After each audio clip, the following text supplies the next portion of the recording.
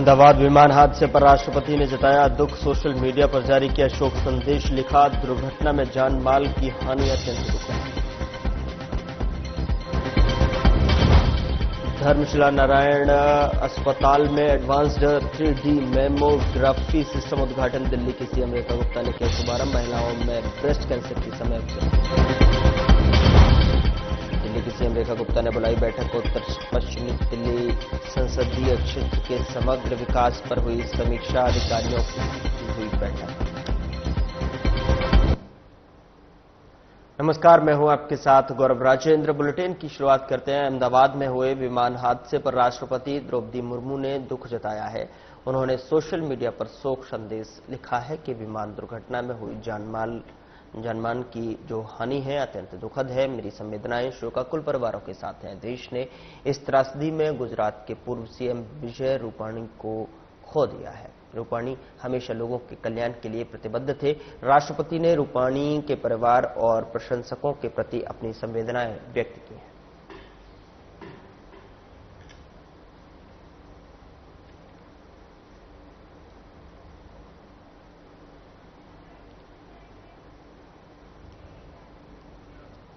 प्रधानमंत्री नरेंद्र मोदी ने air India विमान दुर्घटना की घटना के मद्देनजर शुक्रवार को अहमदाबाद हवाई अड्डे पर अधिकारियों के साथ समीक्षा बैठक की और इसके अलावा प्रधानमंत्री मोदी ने अहमदाबाद में एयर इंडिया विमान दुर्घटना स्थल का भी दौरा किया और जमीनी स्थिति की समीक्षा की। गुरुवार को अहमदाबाद अंतर्राष्ट्रीय हवाई अड्डे से उड़ान भरने के तुरंत बाद लंदन गेटविक जाने वाली AI 171 फ्लाइट दुर्घटनाग्रस्त हो गई थी।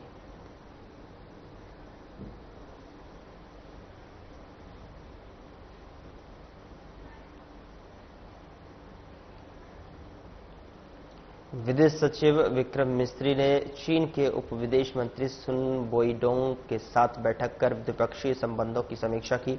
आर्थिक और व्यापार क्षेत्र सहित अन्य मुद्दों पर बातचीत की गई है। विदेश सचिव ने कैलाश मानसरोवर यात्रा को फिर से शुरू करने के लिए चीन के सहयोग की सराहना की।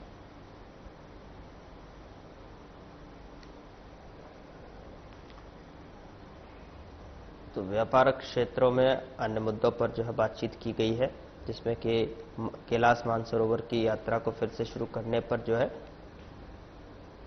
सराहना की। अहमदाबाद में हुए विमान हादसे पर मुख्यमंत्री रेखा गुप्ता ने दुख जताया है। उन्होंने सोशल मीडिया पर शोक संदेश लिखा है कि अहमदाबाद में हुई दुर्भाग्यपूर्ण विमान दुर्घटना में भाजपा के वरिष्ठ नेता एवं गुजरात के पूर्व मुख्यमंत्री श्री विजय रूपाणी जी के असामयिक निधन का समाचार अत्यंत दुखद और हृदय विदारक है। जनसेवा के प्रति उनका जीवन पर्यंत समर्पण, सहजता और संगठन के प्रति उनकी निष्ठा सदैव स्मरणीय रहेगी। उनके निधन से भारतीय राजनीति ने एक कर्मठ, सौम्य और सच्चे जनसेवक को खो दिया है। इस अपूर्णीय क्षति पर मैं गहरी शोक संवेदना व्यक्त करती हूं। ईश्वर दिवंगत आत्मा को अपने श्री चरणों में स्थान दे। शोकाकुल परिजनों को यह कठिन समय सहने की शक्ति प्रदान करे।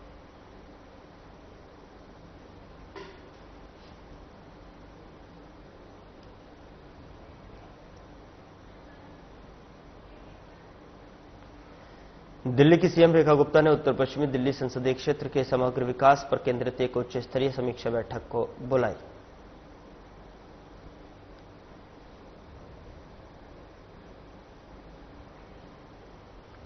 विकास को लेकर समग्र विकास को लेकर ये बैठक हुई है, जिसे सीएम रेखा गुप्ता ने बुलाया और इस बैठक बुलाने के बाद समीक्षा बैठक बुलाई, जहां पर विस्तार से समग्र विकास पर चर्चा की गई है।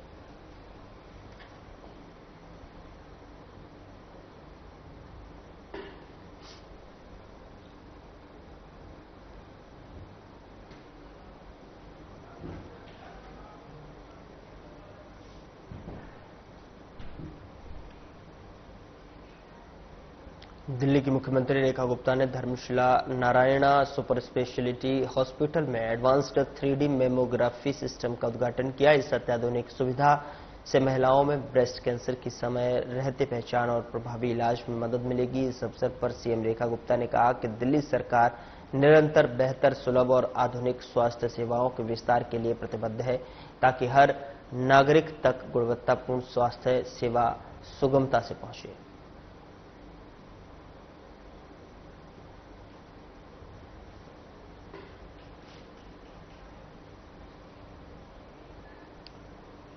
सीएम रेखा गुप्ता से गायक सुखविंदर सिंह ने मुलाकात की है, जिसकी जानकारी सोशल मीडिया पर साझा करते हुए सीएम रेखा गुप्ता ने लिखा कि सुप्रसिद्ध गायक सुखविंदर सिंह ने शिष्टाचार भेंट की। संगीत के क्षेत्र में उनके सराहनीय योगदान पर चर्चा की गई।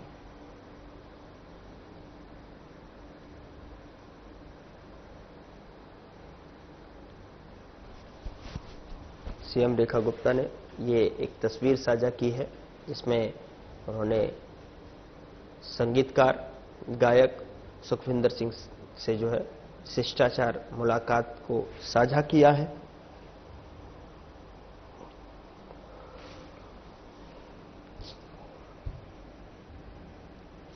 तो ये मुलाकात उनके गायन और गीतों को लेकर ये मुलाकात हुई है और सराहनीय कदम संगीत के क्षेत्र में उनको भी सहारा है।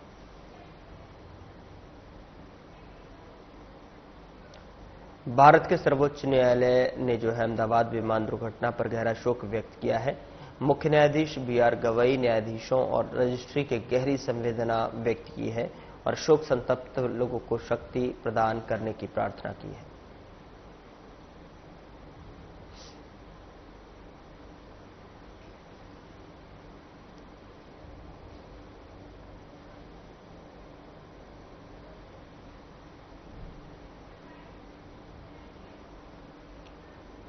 दिल्ली एयरपोर्ट ने ईरान और इराक के ऊपर हवाई क्षेत्र की बदलती परिस्थितियों के कारण कुछ उड़ानों के शेड्यूल पर असर पड़ने के कारण एक एडवाइजरी जारी की है। एडवाइजरी में कहा गया है कि यात्रियों को अपडेट के लिए एयरलाइंस के संपर्क करना चाहिए और सटीक जानकारी के लिए आधिकारिक स्रोतों पर जो है भरोसा करना चाहिए। बता दें कि परामर्श में कहा गया है कि दिल्ली हवाई अड्डे पर परिचालन सुचारू रूप से चल रहा है। हालांकि ईरान, इराक और पड़ोसी क्षेत्र में हवाई क्षेत्र की बदलती परिस्थितियों के कारण कुछ उड़ानों के कार्यक्रम प्रभावित हुए हैं। यात्रियों को सलाह दी जाती है कि वे अपनी उड़ानों के बारे में नवीनतम अपडेट के लिए अपनी संबंधित एयरलाइनों को संपर्क कर सकते हैं।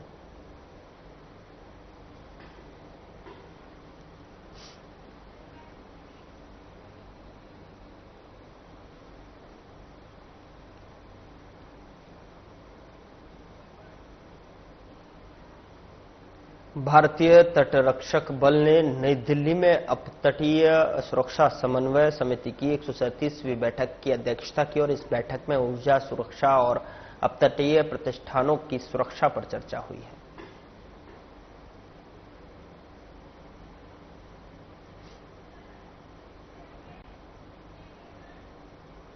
बाहरी दिल्ली के सुल्तानपुरी इलाके में बीते दिनों हुई हत्या की गुत्थी को सुलझाते हुए पुलिस ने बड़ी सफलता हासिल की है। पुलिस ने महज 24 घंटे में हत्या की इस वारदात को खुलासा कर सुल्तानपुरी पुलिस की टीम और एंटी नार्कोटिक्स स्क्वाड की टीम ने संयुक्त अभियान में 2 आरोपियों को गिरफ्तार कर लिया है। बता दें कि पुलिस के मुताबिक दोनों आरोपियों के आपस में सगे भाई और बच्चों की लड़ाई में यह विवाद खूनी खेल में तब्दील हो गया। दरअसल बाहरी जिले के एडिशनल डीसीपी मनोज कुमार मीना ने जानकारी देते हुए बताया कि बीते मंगलवार की रात को सुल्तानपुरी के ई ब्लॉक में चाकूबाजी की घटना के बारे में जो है पुलिस को सूचना मिली थी। आनंद फानन में घायल अवस्था में शख्स को पास के ही संजय गांधी अस्पताल में उपचार के लिए भर्ती कराया गया, जहां पर इलाज के दौरान डॉक्टरों ने उसे मृत घोषित कर दिया। मृतक की पहचान मुन्ना के रूप में हुई है।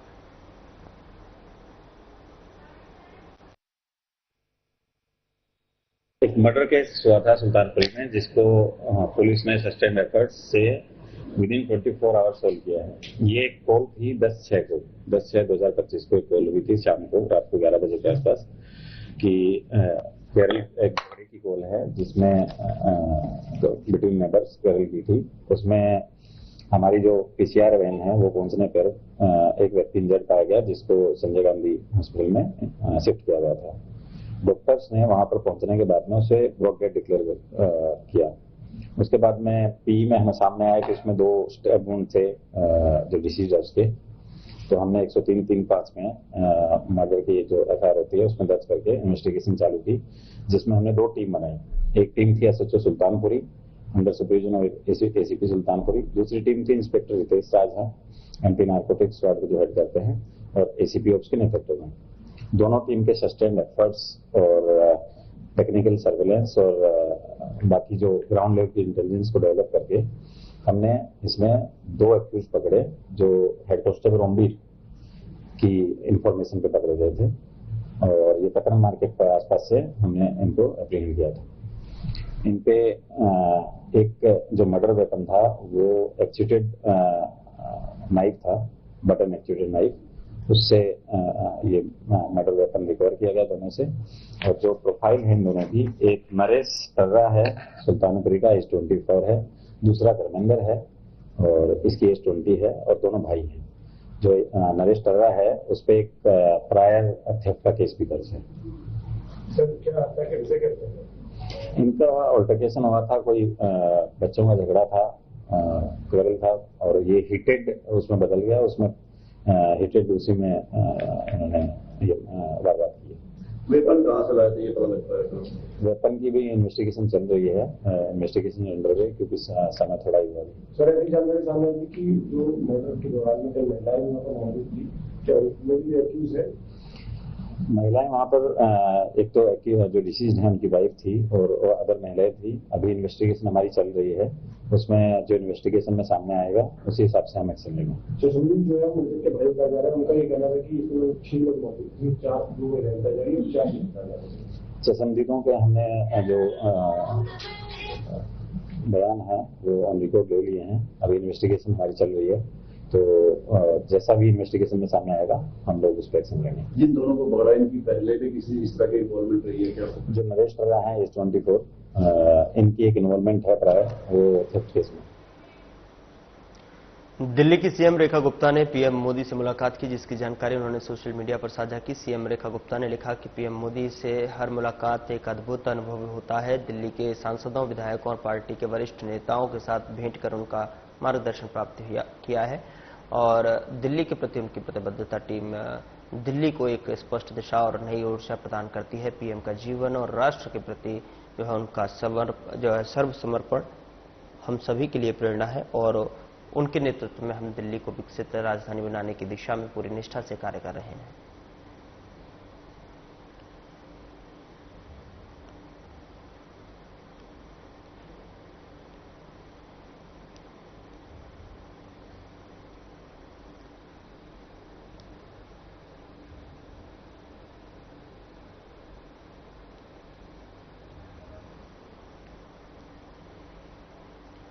दिल्ली के आयुष मंत्री प्रताप राव जाधव का बयान सामने आया है। उन्होंने कहा कि 21 जून को अंतर्राष्ट्रीय योग दिवस का मुख्य कार्यक्रम आंध्र प्रदेश के विशाखापट्टनम में आयोजित किया जाएगा। इस कार्यक्रम में पीएम मोदी भाग लेंगे और इस साल की योग थीम एक पृथ्वी एक स्वास्थ्य है।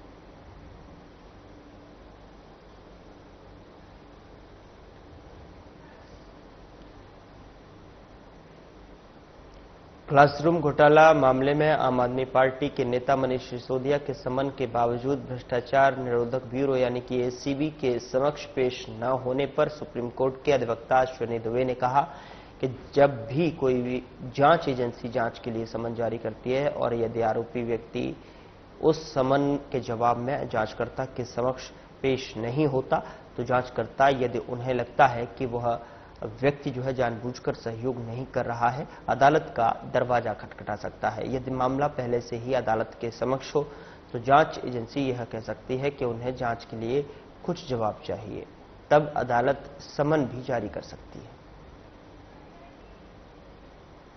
जब किसी भी इन्वेस्टिगेटिंग एजेंसी का समन आता है जांच के लिए, तो जो एक्यूज पर्सन है अगर वो इन्वेस्टिगेटिंग एजेंसी के समन पे इन्वेस्टिगेटर के सामने उपस्थित नहीं होते हैं तो इन्वेस्टिगेटर को अगर ऐसा लगता है कि इसमें तमाम ऐसे सबूत हैं जिसमें अरेस्ट नेसेसरी है तो अरेस्ट भी कर सकते हैं। दूसरा यह भी हो सकता है कि अगर फाइनेंशियल फ्रॉड है, 7 साल से कम की सजा है और कोर्ट समन्स अगर वहां नहीं आ रहे हैं तो कोर्ट में जाकर के भी वो प्ली ले सकती है इन्वेस्टिगेटिंग एजेंसी। अगर कोर्ट में ऑलरेडी मैटर है कि हम जांच कर रहे हैं इस मामले की, हमें कुछ प्रश्नों के उत्तर के लिए जरूरत है, तो वो कोर्ट पे भी समन कोर्ट कर सकते हैं, कोर्ट के सामने भी प्रे कर सकते हैं और कोर्ट समन्स भी इशू हो सकते हैं। हमने देखा था पहले, अगर देखिए कि अरविंद केजरीवाल के केस में भी एनफोर्समेंट डायरेक्ट लगातार समन पर समन देती जा रही थी और वो नहीं जा रहे थे और अल्टीमेटली उनको अरेस्ट करना पड़ा या अरेस्ट किया। और तीसरा यह है कि जब आप इन्वेस्टिगेशन में कोऑपरेट नहीं करते हैं तो वो क्रिमिनल लॉ में, क्रिमिनल जुरिस्प्रूडेंस के मुताबिक वो अपने आप में भी एक अपराध माना जाता है कि अमुक व्यक्ति ने या अमुक व्यक्ति या इस मामले में जो प्रोस्पेक्टिव एक्यूज्ड है या एक्यूज्ड हैं, ये कोऑपरेट नहीं कर रहे, इसलिए इनकी कस्टोडियल इंटरोगेशन की रिक्वायरमेंट है। तो ये भी एक बात है। अब देखना यह है कि एंटी करप्शन ब्यूरो इसमें क्या एक्शन लेती है। दिल्ली के चौहान बांगर में 19 वर्षीय युवक अब्बास की हत्या कर दी गई और अब्बास के पिता का आरोप है कि हत्या के पीछे एक लड़की के पिता और भाई का हाथ है। पिता के अनुसार घटना मंगलवार रात को शुरू हुई, जब लड़की ने कथित तौर पर अब्बास को अपने घर में आने का इशारा किया, लेकिन उसने मना कर दिया। उसके पिता ने कथित तौर पर अब्बास को धमकाया और हत्या के दिन अब्बास को जाफराबाद बुलाया गया, जहां पर 3 से 4 लोगों ने उस पर हमला किया, उसे चाकू घोंप दिया और उसके पिता उसे जग प्रवेश अस्पताल ले गए, जहां डॉक्टरों ने उसे मृत घोषित कर दिया। पिता का दावा है कि हमले के पीछे लड़की के पिता और भाई थे। पुलिस ने मामला दर्ज कर जांच शुरू कर दी है और आरोपियों की गिरफ्तारी के प्रयास किए जा रहे हैं।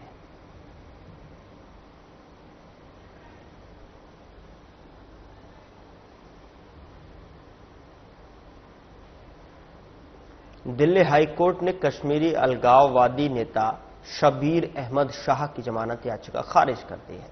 शाह पर आतंकवाद वित्त पोषण मामले में आरोप लगाया गया है। उन्होंने जम्मू कश्मीर में अलगाववादी गतिविधियों को बढ़ावा देने और आतंकवाद के लिए हवाला के जरिए फंड जुटाने का काम किया।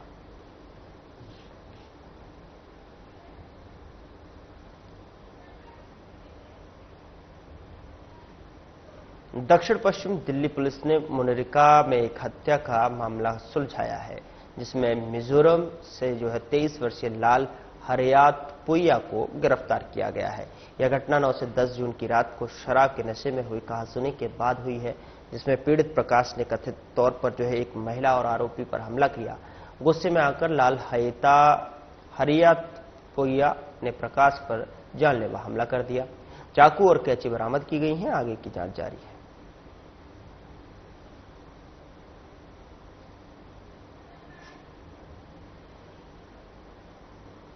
दिल्ली पुलिस की स्पेशल सेल ने उत्तराखंड के गुरदास सिंह को गिरफ्तार किया है, जो मानसरोवर शूटआउट मामले में जमानत मिलने के बाद से फरार था। अवैध हथियार बरामदगी की जांच में उसकी गिरफ्तारी महत्वपूर्ण है। हथियार सप्लायर का पता लगाने के लिए अधिकारी यूपी और उत्तराखंड में छापेमारी की योजना बना रहे हैं। उसके फोन में आतंकवादी गुरपतवंत सिंह पन्नू और भिंडरवाले से जुड़ी सामग्री थी। व्यापक संबंधों और संभावित हथियारों आपूर्ति नेटवर्क का पता लगाने के लिए सुरक्षा एजेंसियों के साथ संयुक्त पूछताछ की योजना बनाई गई है।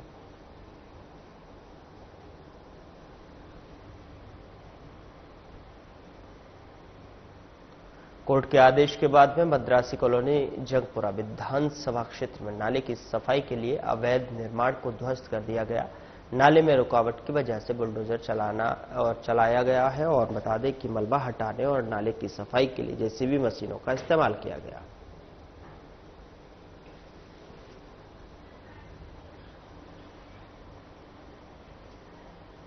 उत्तर भारत में गर्मी का सितम लगातार बढ़ता जा रहा है। मौसम विभाग ने गर्मी को देखते हुए दिल्ली में रेड अलर्ट जारी किया है। जब तक बारिश या ठंडी हवाएं दिल्ली का रुख नहीं करेंगी, तब तक गर्मी का प्रकोप इसी तरह से जारी रहेगा।